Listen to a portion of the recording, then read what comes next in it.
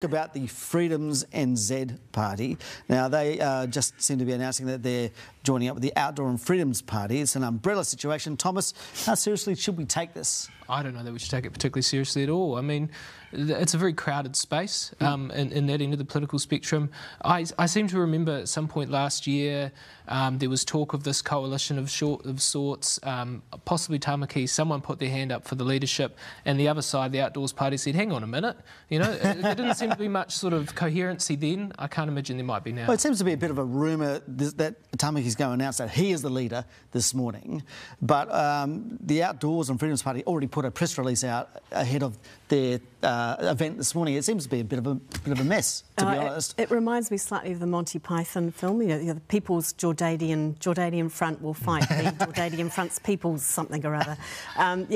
Wait for all the factional fights. I think it doesn't feel serious. It feels a little bit like Advance New Zealand. Remember the 2020 election where they basically bottomed out. It is going to be an election of small parties, though, but this isn't going to be one of them. Oh, yeah, so right. Oh, you're saying. Just thinking instead of free Roger, it's free Brian. Free Brian? Free. I mean, seriously, I think that it is a space that's been occupied by fringe elements. It's a bit of a waste of space, really. Brian is Brian. He will never change, in my view. It's about Brian.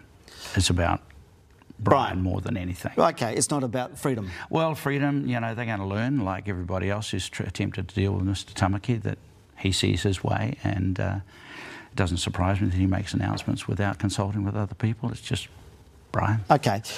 Josie, you said it's going to be about minor parties. Which minor parties is it going to be about then?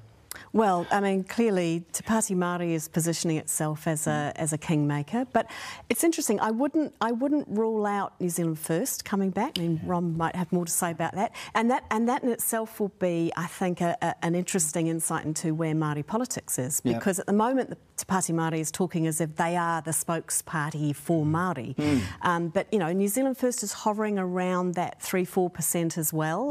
They always campaign well, so you could end up with New Zealand First, Te Pāti Māori, obviously the Greens and ACT.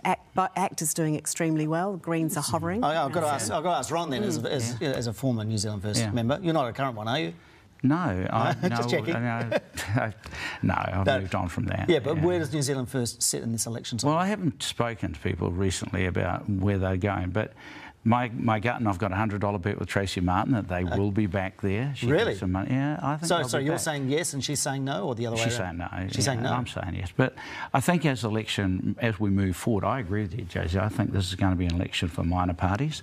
I think it's going to be an election where a lot of parties will lament the wasted vote, or voters will lament the wasted vote, as you get so many parties taking 1% or 2% and it goes into the pot and gets distributed to other parties who are fundamentally against the policies and the philosophies that you voted for. You voted for Brian Tamaki, and so I think vote there. If you go back, as it 2002 when there was a lack of confidence in both National and Labour. Sorry, oh my God, it's a history lesson. Your politics lesson, Thomas. We saw ACT, United Future, New Zealand First, the Greens back in the House in great strength.